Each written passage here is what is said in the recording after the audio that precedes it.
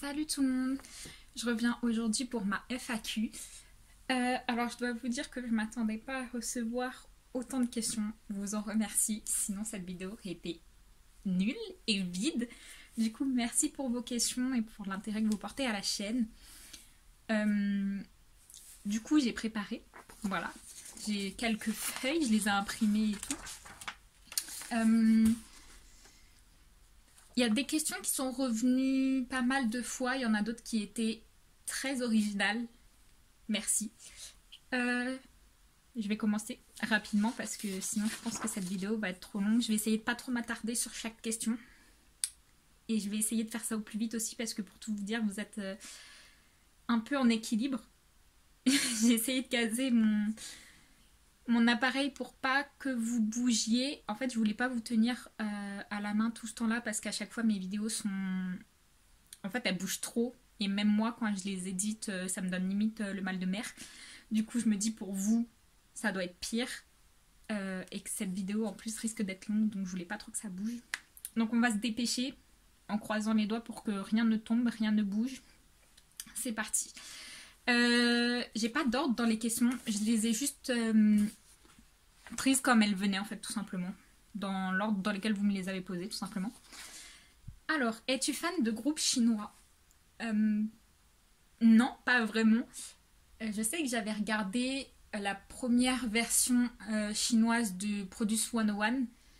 Je crois que c'était la version non officielle, entre guillemets. Donc avec Kai Jokun, je sais pas trop comment on le dit, voilà. J'ai attendu pendant des semaines qu'ils débutent. Ils n'ont jamais débuté et mon intérêt après pour ce groupe est complètement redescendu à la trappe. Donc non, du coup je ne suis pas de groupe chinois. Connaissais-tu Woods quand il faisait partie de Unique? Alors, en fait, je suis arrivée dans la K-pop, je crois, après le dernier comeback de Unique en tant que groupe. Donc oui, j'en avais entendu parler. Et j'avais beaucoup aimé. Du coup, oui, je connaissais Woods. Je le connais en vrai sous tous ses noms. Voilà, tout simplement. Et après, je crois qu'ils ont décidé de tous partir faire des trucs solo. Le groupe n'a pas disband. Il n'est juste plus actif en tant que groupe. De mémoire, chacun fait ses trucs de son côté. Yibo, il fait des dramas et tout en Chine. Je crois que tout le monde, en fait, est un peu actif dans son propre truc, en fait. Du coup, oui, je connaissais Woods quand il faisait partie de Unique, mais du coup, plutôt sous le nom de Seungyeon. Comptes-tu commencer à collectionner les albums d'un nouveau groupe masculin? Alors, oui et non. Je vous ai dit en fait dans ma vidéo K-pop Lens de 2021 que je ne voulais pas collectionner de nouveaux groupes. C'était sans oublier que c'était en oubliant que je voulais collectionner WeI, dont je n'ai pas le premier album et qui vont faire leur premier comeback bientôt. Et aussi le fait que je n'ai toujours pas le premier album de ONEWE qui m'attend toujours en Corée de la part de M-Wave. Voilà. Je prévois aussi d'acheter leurs 2 albums d'après. Donc en réalité, si je prévois de collectionner d'autres groupes masculins, c'est juste que je les avais oubliés. Est-ce que tu personnalises la coque de ton téléphone portable? Si oui, comment tu fais? Non. Je ne personnalise pas ma coque tout simplement parce que j'ai une coque super en fait, tout simplement. Genre vraiment c'est une coque que j'adore. Je sais que si je fais tomber mon téléphone de moins de 2 mètres, le téléphone va rebondir grâce à la coque, voilà. Pour avoir testé, ça fait des années que j'ai cette marque, je me rappelle plus la marque, mais ça fait des années que j'ai cette marque pour tout type de téléphone. Et vraiment c'est la meilleure coque, du coup je me vois pas du tout la customiser. Parce qu'elle est, ok, elle est un peu transparente, mais elle tire sur le noir, donc même si je mets quelque chose dans ma coque, l'image elle sera impactée. Mais je sais qu'avant, j'avais des coques de téléphone personnalisées, oui. J'en ai j'ai une vieille de GOT7, ou alors je l'ai jetée, je sais plus. Donc c'était un petit en dessin, c'était trop mignon. Ou alors je sais qu'il y en a, ils mettent des coques de téléphone transparentes et après ils mettent des images derrière, des photocards, officielles ou non, ou des images. Donc voilà, si jamais ça vous intéresse, vous pouvez faire comme ça. Ensuite, quelles sont tes 10 chansons K-pop préférées? Donc là, j'ai dû préparer un peu cette question, puisque vous voulez dire de tête, c'est un peu dur, elles me viennent jamais de tête. Vous allez vous douter qu'il y a énormément de GOT7. Honnêtement, j'en ai mis très peu. Sinon, j'en aurais mis beaucoup plus que ça. Donc en GOT7, il va y avoir tout ce qui est... Je suis plus genre balade, sauf exception. Donc il va y avoir tout ce qui est Before the Full Moon Rises, 1:31 a.m. Il y a aussi Prove It. Il y a Crash and Burn récemment. Donc voilà. De JJ Project, tout leur album Verso, j'adore. C'est totalement mon genre. Mais du coup, Tomorrow Today, ma préférée vraiment. J'adore, cœur sur elle. Après, il va y avoir One Us, Red Thread. One We, Regulus. J'ai aussi Stray Kids, Voices. Donc vous voyez un peu le genre de musique que c'est genre balade slash triste. C'est totalement mon genre. Sinon j'ai aussi Changa avec Chica. J'aime trop cette chanson. Wavy, Love Talk. Donc j'ai découvert la version anglaise. Donc là je vous parle que de la version anglaise. J'ai découvert la version chinoise plus tard. Et il y a aussi Jamie, April Fools. J'adore cette chanson. D'ailleurs vraiment j'aurais voulu qu'elle ait un album physique avec son album April Fools parce que j'adore cet album. Ensuite, quelles sont mes 5 chansons préférées hors K-pop? Là, pareil, ça a été super dur. J'en ai plein en fait. Donc, il y a les Jonas Brothers, A Little Bit Longer et toutes leurs chansons tristes, pareil. Voilà. C'était Vraiment, j'adorais ce groupe quand j'étais gosse. Ils sont revenus. J'aime toujours autant ce groupe. Il y a Five Sauce, donc 5 Seconds of Summer, Amnesia, Fun Fact. Il y a certains d'entre vous d'ailleurs, je pense surtout à toi Chloé, vous me connaissez parce que j'avais le compte Five Sauce Up France. C'est moi qui le gérais avec une amie. Et après, à cause de nos emplois du temps, il est tombé à l'abandon. Mais voilà, si vous connaissiez Five Sauce Up France, je le gérais avec une amie. Ed Sheeran, Perfect, vraiment cette chanson. En vrai, cette chanson, si un jour je me marie, je la veux à mon mariage, voilà, sachez-le.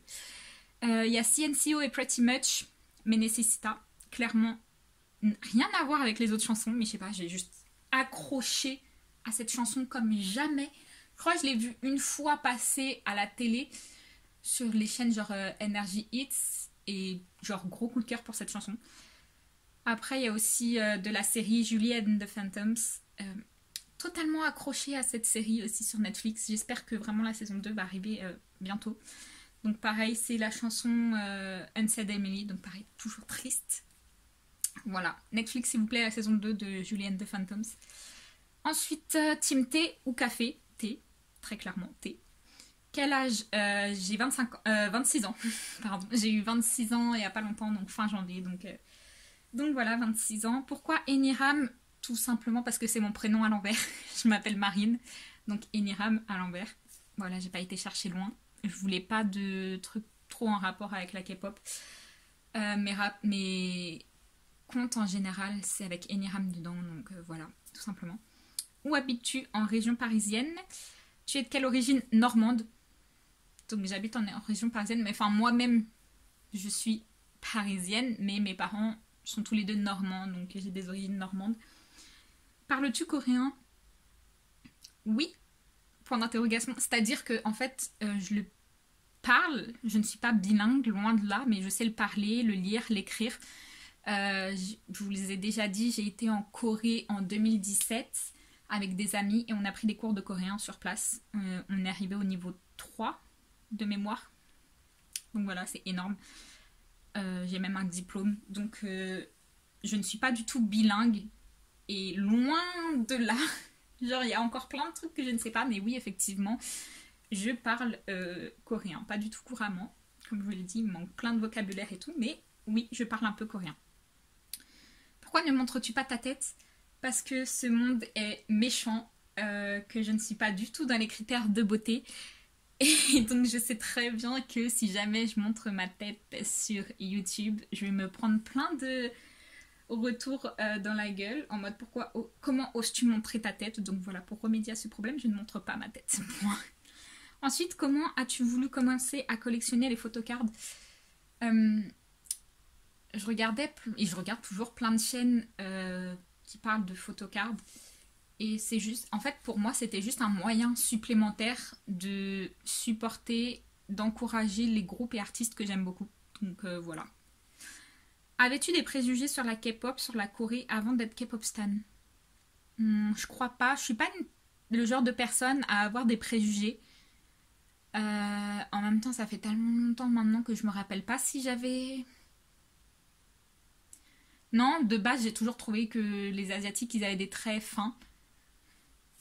Mais est-ce que c'est un préjugé? Je ne crois pas, puisque le fait est que les Asiatiques ont en général les traits fins, les traits du visage très fins. Donc, c'est tout. Ensuite, quel groupe aimerais-tu voir en concert? Donc, je croise les doigts pour que cette pandémie se calme.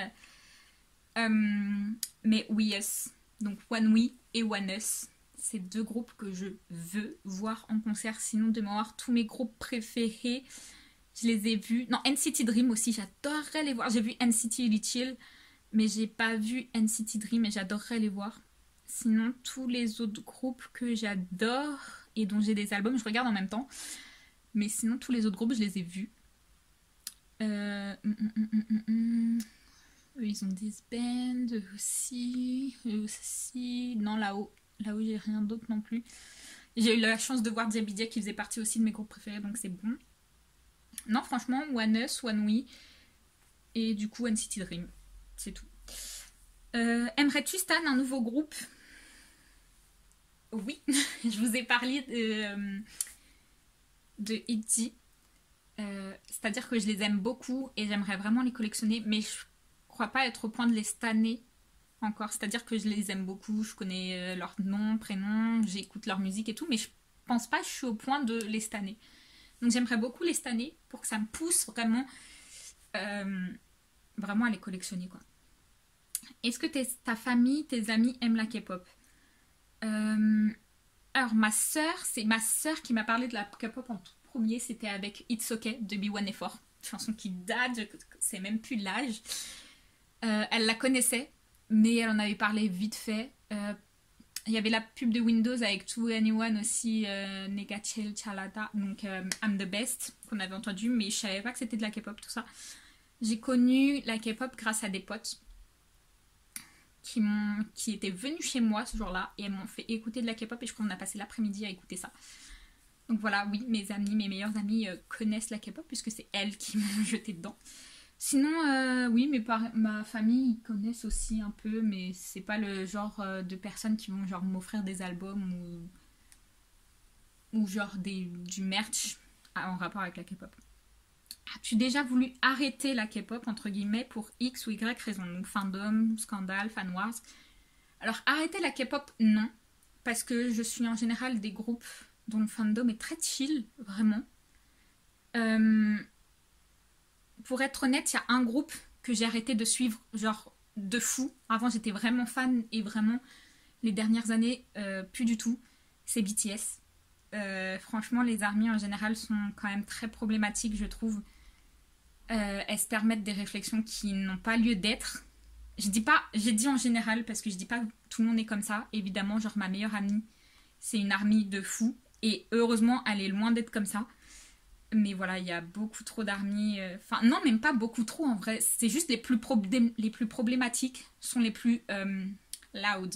Ceux qui se font le plus connaître. Donc vraiment, ça m'a éloignée de BTS et c'est triste parce que j'aime beaucoup ce qu'ils font. Donc ça m'a éloignée. Il y a aussi, je pense, un peu du fait que je préférais ce qu'ils faisaient avant. Genre jusqu'à tout ce qui était Butterfly, I Need You et tout. C'était vraiment... J'aimais beaucoup et après ça m'a calmée. Et je pense que c'est aussi à ce moment-là que vraiment ils ont augmenté en popularité et que vraiment ils ont eu des fans un peu problématiques. Donc oui, j'ai un peu arrêté.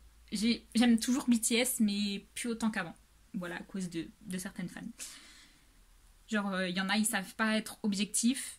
Je peux être objectif et dire que des albums de GOT7 sont bien moins bons que d'autres. Mais par contre, les fans de BTS ont du mal à comprendre que quand on dit que cet album-là ou cette chanson-là est moins bonne qu'une autre ou parce que c'est plus commercial ou voilà, il y en a qui ont un peu plus de problème à comprendre ça et à être objectif.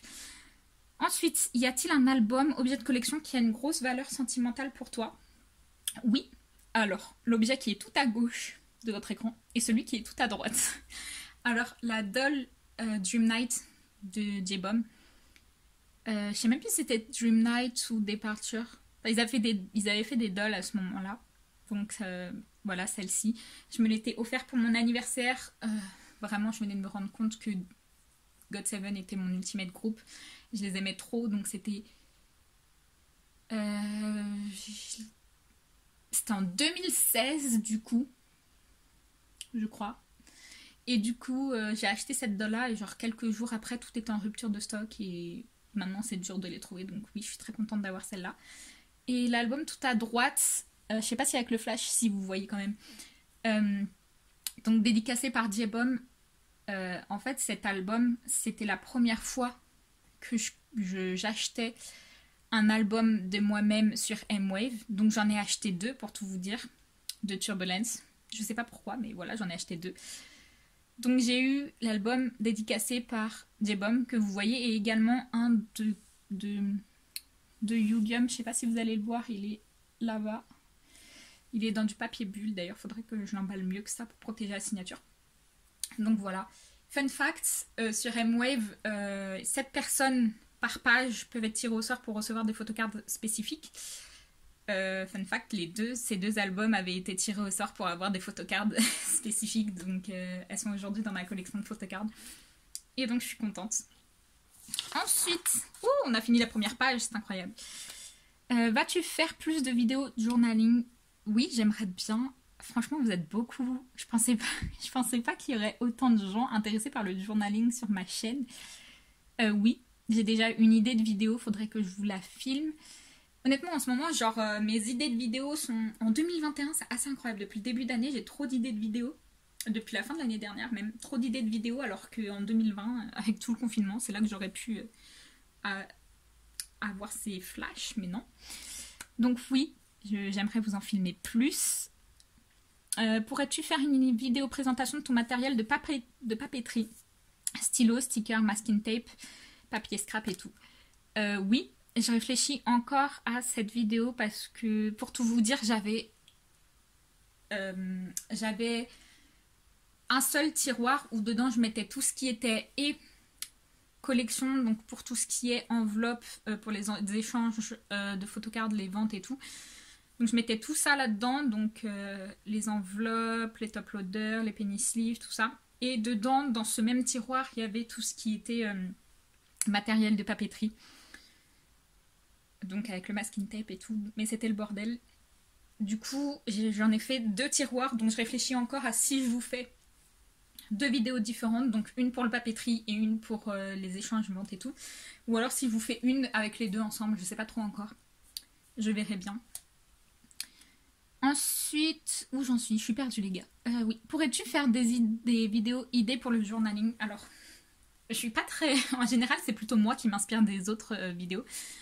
Du coup, oui, je vais faire des vidéos de journaling, mais honnêtement, en général, je suis plus le type de personne qui va s'inspirer des vidéos qu'elle voit ou de ce qu'elle voit sur Instagram. Donc, c'est pas trop moi qui ai les idées en général, je fais que les reproduire. À ma sauce, bien évidemment. Pourquoi t'être lancée dans YouTube? Alors, j'ai commencé YouTube en 2018. Voilà, en 2018, il y a 3 ans, du coup, comme je vous disais. Je revenais de Corée. En fait, j'avais fini mes études. Après ça, avec mes potes, on a fait un voyage en Corée de 2 mois. Et du coup, je suis revenue. Et je savais pas quoi faire. Vraiment, j'envoyais des CV, lettres de motivation, candidature et tout. Mais j'avais pas forcément de retour. Et du coup, je m'ennuyais chez moi. Du coup, je me suis dit, vas-y, ce serait cool de te lancer toi-même dans YouTube si t'as rien à faire. Genre, amuse-toi. Du coup, j'ai lancé YouTube pour m'amuser. Ensuite, aurais-tu des youtubeurs, youtubeuses à conseiller niveau journaling? Pas vraiment. En fait, je regarde tout ce qui passe. Il y a juste... en fait, celles qui ont... Les chaînes que je suis, c'est plutôt des journalings genre sur la lecture. Donc rien à voir avec la K-pop. Sur la K-pop, je ne suis pas de vidéos de youtubeurs journaling K-pop. Sinon, tout ce que je suis, ça va être la chaîne de Reading with Chloé. Donc c'est une Australienne. Et Brittany de Bibliophile. Donc je vous mettrai leur chaîne dans la barre d'infos, mais c'est les seules chaînes de journal que je suis, et donc c'est pour la lecture. As-tu des frères et sœurs? Oui, je suis l'aînée, j'ai une petite sœur et un petit frère. Quelles études as-tu fait? Donc j'ai une licence en langue étrangère appliquée, donc LEA anglais-espagnol. Quelles sont tes passions? Franchement, j'aime beaucoup la K-pop. Voyager, donc c'est pour ça que la pandémie est un peu compliquée et déprimante. J'adore voyager. La lecture, évidemment. Sinon, j'aime bien... En fait, je suis quelqu'un de plutôt curieuse, donc j'aime bien regarder plein de trucs. Donc, c'est-à-dire que je vais pas regarder les infos parce qu'en général, c'est très déprimant, mais je vais m'instruire par moi-même. C'est-à-dire que je regarde plein de films, de séries, des documentaires, des animés. En général, voilà. Genre les informations, je regarde pas les chaînes françaises parce que c'est toujours déprimant, ils parlent toujours de la même chose. Mais voilà, après, sinon, ça m'empêche pas de mettre BBC ou CNN. Ensuite, es-tu déjà allé en Corée? Oui, du coup, comme je vous disais, j'ai eu un bug, mais oui, je suis allée en Corée, du coup, en 2017. Quel groupe féminin aimes-tu? Donc, je vous en ai déjà cité. Donc, en groupe, ça va être ITZY, Everglow, Mamamoo. J'adore Mamamoo. Mais voilà, en général, je n'écoute pas leur full album, leur album en entier. Quels artistes aimes-tu en dehors de la K-pop? Bon, ça rejoint un peu ce que j'ai dit tout à l'heure en fait, par rapport à mes chansons préférées. Donc ça va être Ed Sheeran, 5 Seconds of Summer, les Jonas Brothers, Little Mix aussi, j'aime beaucoup. En fait, je suis plus attirée par ce qu'elles faisaient avant que par ce qu'elles font maintenant. En plus, Jessie, elle est partie. Parce que les gars, merci toujours de juger les gens sur le physique. Taylor Swift aussi, j'aime beaucoup. Genre son dernier album est une pépite. Union J, j'écoutais beaucoup Union J. Je sais même pas où ils en sont actuellement. Je crois qu'ils sont plus trop actifs. Ensuite, qui sont tes bias? Vous les connaissez, je pense, un peu maintenant. Donc Youngjo, Raven de One Us, J-Bomb, forcément. Il y a aussi Jeno de NCT Dream. Là, franchement, ce sont mes 3 ultimes bias. Il y a aussi Taeyeon.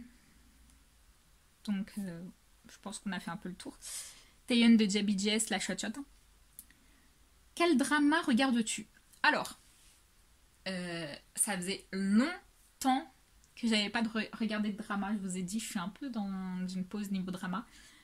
Et genre, ma soeur, la dernière fois, elle regardait Demon Catchers sur Netflix. C'est un autre nom, apparemment, autre que sur Netflix. C'est The Uncanny quelque chose. Donc voilà, genre, je l'ai dévoré en moins de 30 heures. Le drama complet y est passé. Voilà, les 16 épisodes de 1 heure minimum chacun. En moins de 30 heures, c'était bâclé, fini. Genre, j'ai trop aimé, j'ai trop pleuré à la fin. Le dernier épisode, c'était horrible. Quelle caméra utilises-tu? Alors, fun fact, je n'utilise pas de caméra. Je filme avec mon téléphone. C'est un Y P20.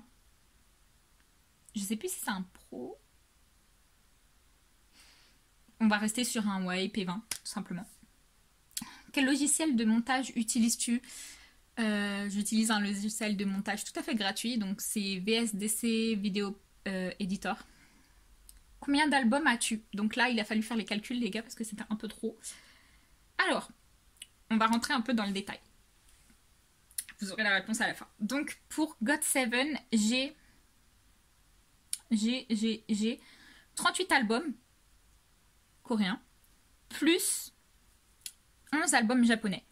Ça fait 49 albums. Mais, ils ont sorti que 18 albums coréens.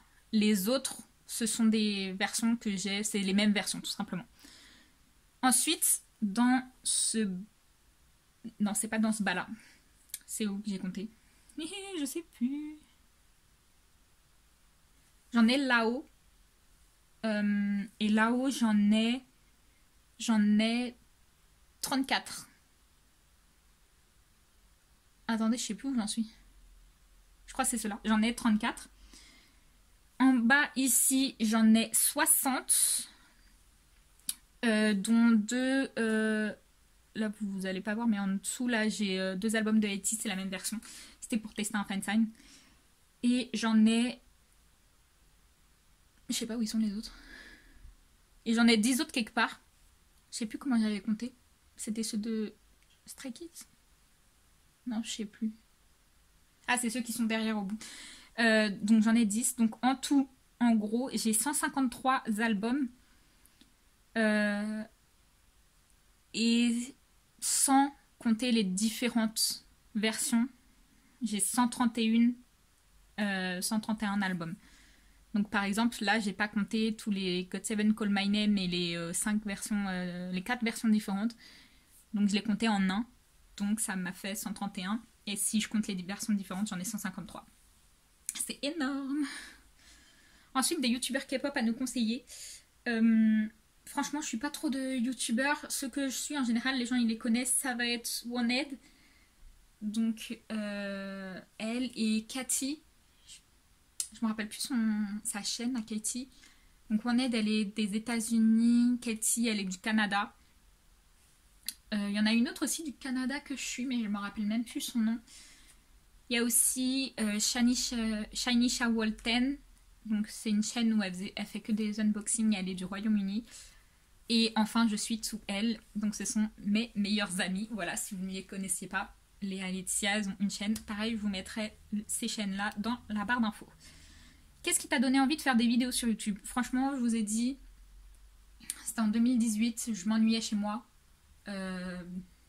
C'est dur de trouver du travail avec juste une licence en langue. Et j'en avais marre des études. Donc voilà. Je voulais m'amuser, tout simplement. Comment as-tu découvert la K-pop? Avec quel MV groupe? Donc je vous ai parlé tout à l'heure du fait que c'est mes 2 meilleures amies qui m'ont balancé dans la K-pop comme ça. En une après-midi, elles m'ont fait écouter genre 10 groupes différents, je crois.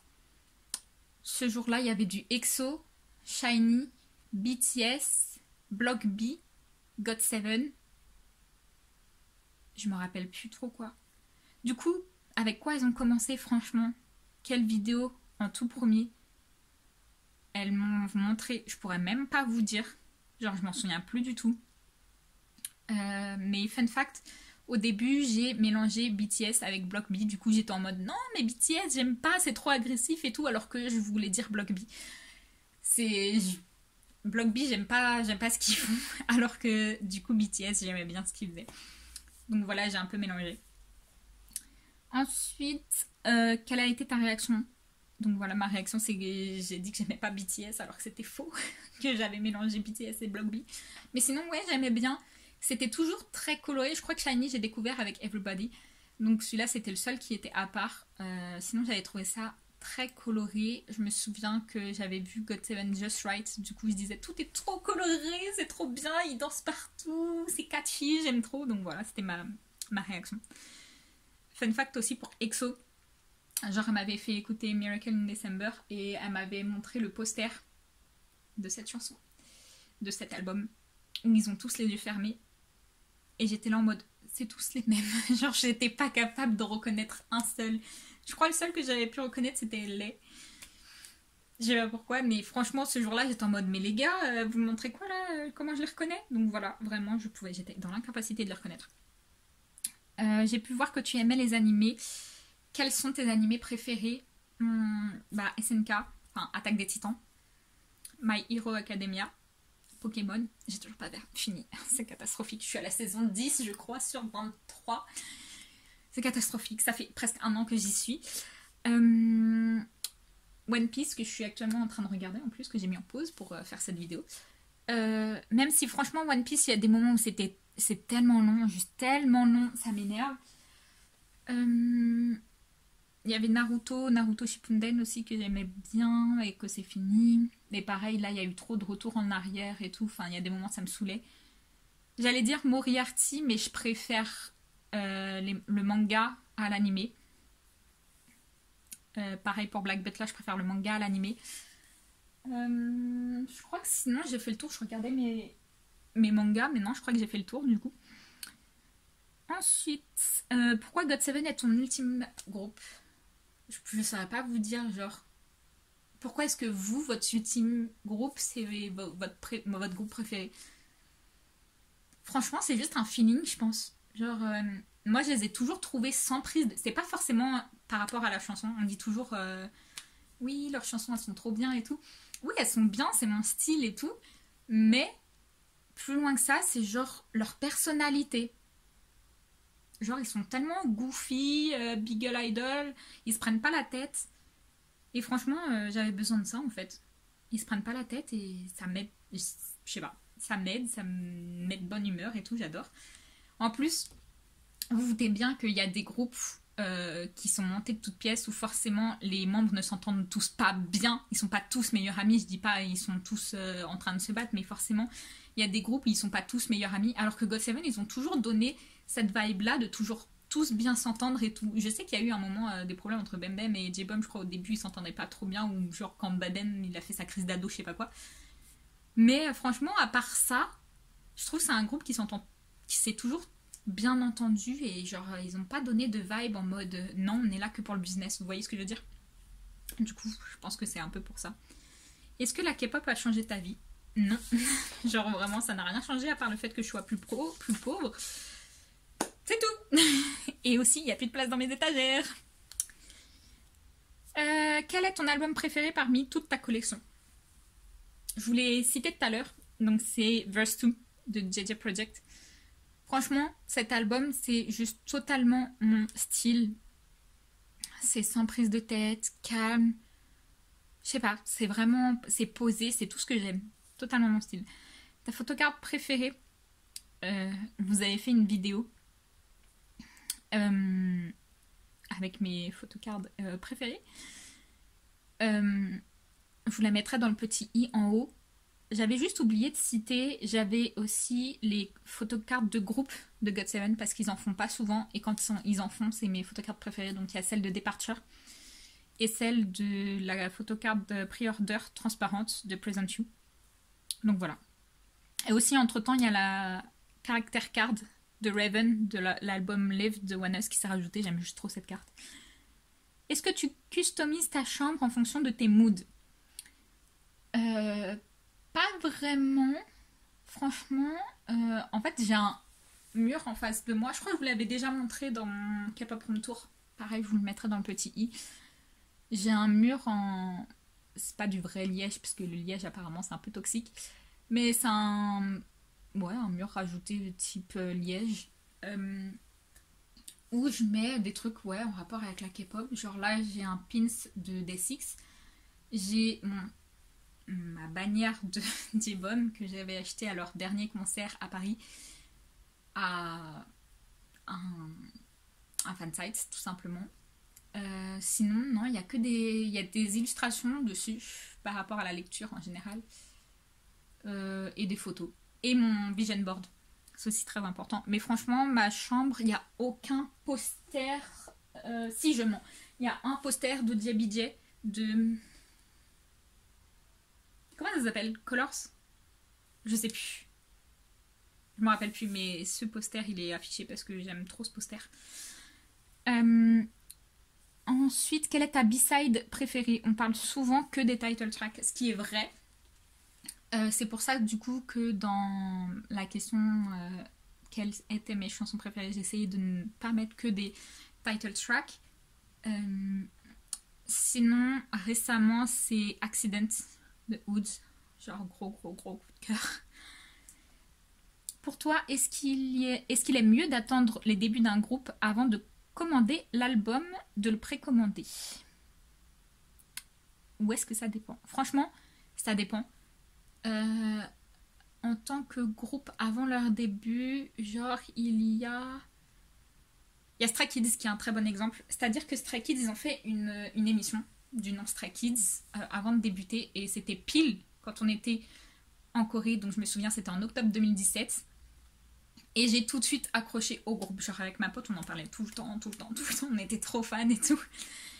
Et on a direct accroché au groupe. Du coup, quand ils ont sorti leur album de pré-début, mixtape, je l'ai précommandé direct. Et du coup, tous leurs albums d'après, sauf récemment où c'est un peu plus compliqué, j'ai toujours précommandé au plus vite en fait. Donc pour Stray Kids, oui, j'avais précommandé directement parce que je connaissais le groupe déjà. Il y avait qui pour qui que j'ai pas genre précommandé. Pour Noir, j'avais précommandé aussi. The Boys, j'avais précommandé aussi, surtout qu'ils avaient fait une version limitée.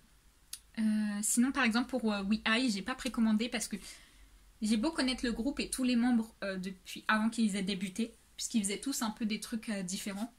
J'ai pas précommandé l'album parce que je voulais voir d'abord ce que ça donnait en tant que groupe. C'est-à-dire, comme je vous disais, je les connaissais tous un peu individuellement. Il y avait du Reigns, il y avait du JBJ, il y avait du One the Nine. Du coup, je les connaissais tous un peu chacun dans leur groupe. Mais je savais pas ce que ça allait donner en tant que nouveau groupe, en tant que We.I. Du coup, non, j'ai pas précommandé. Du coup, maintenant, j'aime bien, donc il faudrait que je les commande, mais ils sont pas dans ma priorité. Quel est ton livre préféré? Donc là, vraiment, j'ai mis entre guillemets le plus original pour la fin, puisque c'est pas vraiment en fonction de ma chaîne, mais j'ai trouvé ces questions super intéressantes parce que c'est une autre de mes passions. Donc quel est ton livre préféré? J'ai pas un livre préféré, j'en ai plusieurs. Donc vous les verrez pas de là, mais vraiment tout en haut de mon étagère, genre j'ai une étagère où c'est que mes livres en VO, donc en anglais. Du coup, tout là-haut, il y a tous les livres des Shadowhunter Chronicles de Cassandra Clare. Dans tout ce qui va être The Mortal Instruments, The Infernal Devices, The Dark Artifices. Il y a actuellement The Last Hours. Il y a The Eldest Curses. Enfin bref, tous les livres de Cassandra Clare qui sont en rapport avec les Shadowhunter Chronicles. J'adore ces livres. J'ai genre tous gros coup de cœur. Même si ma saga coup de cœur, c'est The Infernal Devices. J'aime trop. Il y a aussi, tenez, je l'ai préparé, il y a Extincta de Victor Dixon. En plus, il est trop beau ce livre. Il y a celui-là. Il y a aussi la saga To All the Boys, donc de Jenny Han. Vous avez vu sûrement les livres. Les films sur Netflix qui sont sortis, donc To All the Boys I've Loved Before, P.S. I Still Love You, Always and Forever, Lara Jean. Donc à tous les garçons que j'ai aimés, P.S. Je t'aime toujours. Et je sais pas trop comment ils vont faire le troisième, ça sort dans quelques jours. Je sais pas comment ils vont le faire, comment ils vont le traduire pour toujours et à jamais, Lara Jean. Je sais pas, ils vont peut-être le faire comme ça. Mais bref, j'aime trop ces livres. Et aussi parce que je le vois là, genre Red, White and Royal Blue de Cassie McQuiston. Je sais plus comment elle s'appelle, mais j'aime trop ce livre, genre c'était un coup de cœur. Ton auteur préféré, du coup, Cassandra Clare et Victor Dixon. Quels sont tes coups de cœur de l'année 2020?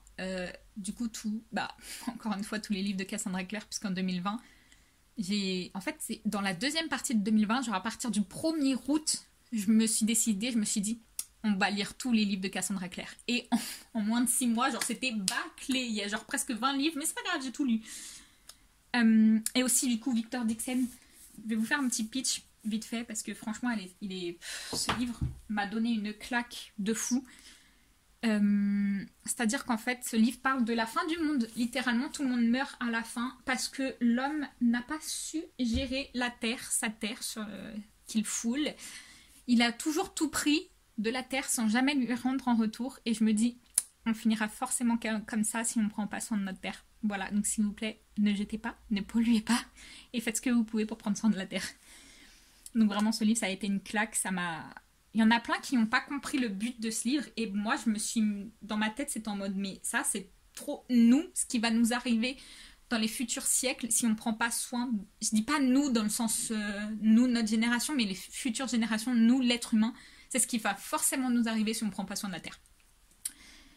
Ton genre de lecture préféré, donc fantasy, fantastique, FFS, je sais même plus comment ça se dit, mais fantasy, fantastique. Préfères-tu lire en anglais ou en français? Alors ça dépend. En fait, je préfère toujours lire dans la langue naturelle de l'auteur. C'est-à-dire que Victor Dixon, même s'il écrit aux États-Unis, il écrit en français. Du coup, je vais le lire en français. Cassandra Clare, elle écrit en anglais. Donc je vais la lire en anglais. Je vais pas lire ses titres traduits. Fun fact, en général, je n'aime pas lire les traductions. C'est-à-dire que, alors souvent pour tout ce qui va être young adulte, j'ai l'impression qu'on va plus toucher au côté young que adulte. Vous voyez ce que je veux dire? Ça va plus toucher sur la jeunesse. La traduction va faire ressortir ce côté jeunesse plutôt que le côté adulte du young adulte.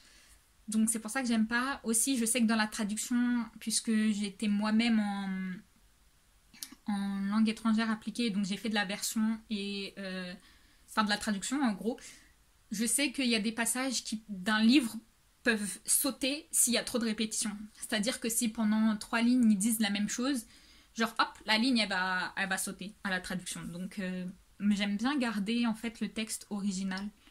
S'ils ont répété plusieurs fois dans cette langue, je me dis c'est parce qu'ils veulent absolument appuyer. Je sais qu'on ne le fait pas en français parce qu'on déteste les répétitions, mais voilà, c'est des choses que je préfère voir du coup dans la langue originale. Et enfin, comment as-tu perfectionné aussi bien ton accent anglais? Franchement, merci, mais je trouve pas que j'ai un accent de fou, genre... je sais pas. Je sais qu'à la fac, on m'a dit que j'avais un bon accent, mais je trouve pas que j'ai un super accent. Je me souviens à la fac, ils nous demandaient de choisir si on voulait un accent britannique ou américain. Et moi, je voulais absolument l'accent britannique, mais c'est quand même dur à faire, c'est assez spécial. Faut mettre sa langue dans certaines positions. Enfin, c'est un truc un peu compliqué. Du coup, je sais même pas quel accent j'ai au jour d'aujourd'hui. Enfin, ça se dit pas, donc je ne sais pas quel accent j'ai aujourd'hui. Juste merci. Je pense que, en vrai, si je gère l'anglais, c'est avant même d'aller à la fac, je regardais mes séries en anglais, je regardais tout en anglais, et même avant d'aller à la fac, je lisais mes livres en anglais, donc voilà, tout simplement. À force d'entendre des chansons en anglais, de lire en anglais, de regarder des séries et des films en anglais, franchement, ça peut que vous aider. Du coup, cette vidéo va être si longue, je suis tellement désolée. Mais c'est fini pour la FAQ. Voilà, merci encore pour toutes vos questions. J'espère que vous aurez pris un thé, du popcorn, tout ce que vous voulez devant cette FAQ. Mais merci encore pour toutes vos questions. Merci parce que vous êtes plus de 400 et c'est énorme. Merci pour tout en fait. Voilà, merci pour l'intérêt de la chaîne. Donc merci. Merci d'avoir regardé. Au revoir.